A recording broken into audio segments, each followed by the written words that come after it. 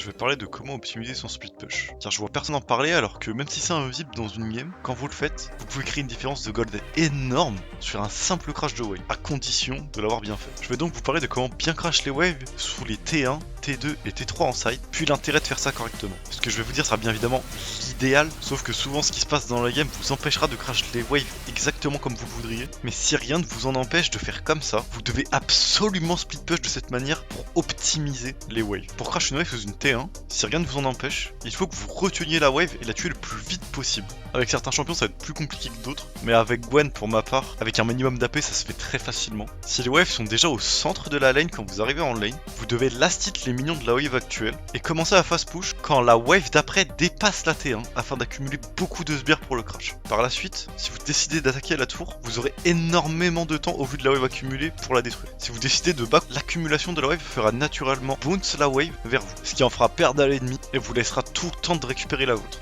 Idéalement, si vous pouvez proxy, vous gagnerez encore plus de temps du fait de ne pas avoir à attendre la wave quelques secondes de plus par rapport à si vous l'attendez devant la lane.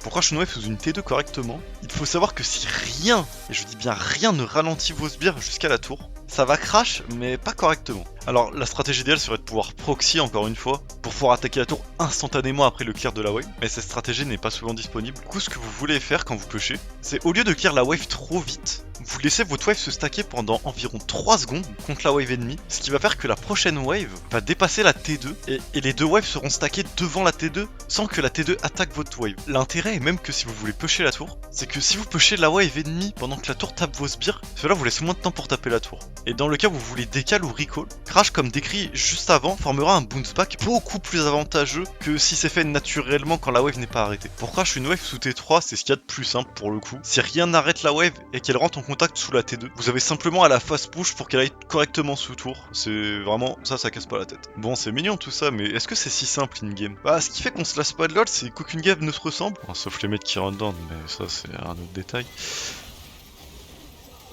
Vas-y, mais ils sont sérieux!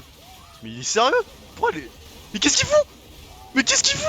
En game normal, ce qu'il faut surtout comprendre sur le split push par rapport au wave, on sait déjà savoir ce qu'on veut faire, normal, mais c'est surtout de savoir ce qu'on peut faire en fonction de ce qui se passe sur la map. Il faut surtout bien comprendre qu'avant de quitter une lane pour fight, pour recall ou autre, il faut bien réfléchir à l'état de la wave avant de bouger pour perdre un minimum de CS et surtout en faire perdre à l'équipe ennemie. Comprendre ça et savoir gérer les waves correctement peut créer d'énormes différences de gold au fur et à mesure que la game avance, et simplement optimiser son push sur de petits détails comme ça permet de créer un avantage vraiment énorme sur la durée qui n'est pas à négliger. Moi qui AFK beaucoup la lane en tant que joueur de Gwen, ça m'est déjà arrivé d'avoir de l'avance contre mon laner alors qu'on est tous les deux en 0-0 uniquement parce que je crash mes waves correctement avant de back et pas lui. Ce sont vraiment de petits détails parmi tant d'autres mais qui peuvent vraiment carry une game sans que personne ne s'en rende compte. Bon, sur ce on arrive déjà à la fin de la vidéo, je trouvais ce sujet hyper intéressant. Il y a toujours des détails plus profonds à aborder mais j'ai pas envie de mettre trop d'infos dans une seule vidéo parce que je pas envie que ce soit indigeste. Si le sujet de la vidéo vous plaît, je pourrais refaire une vidéo pour couvrir d'autres petits détails comme ça sur le split push ou même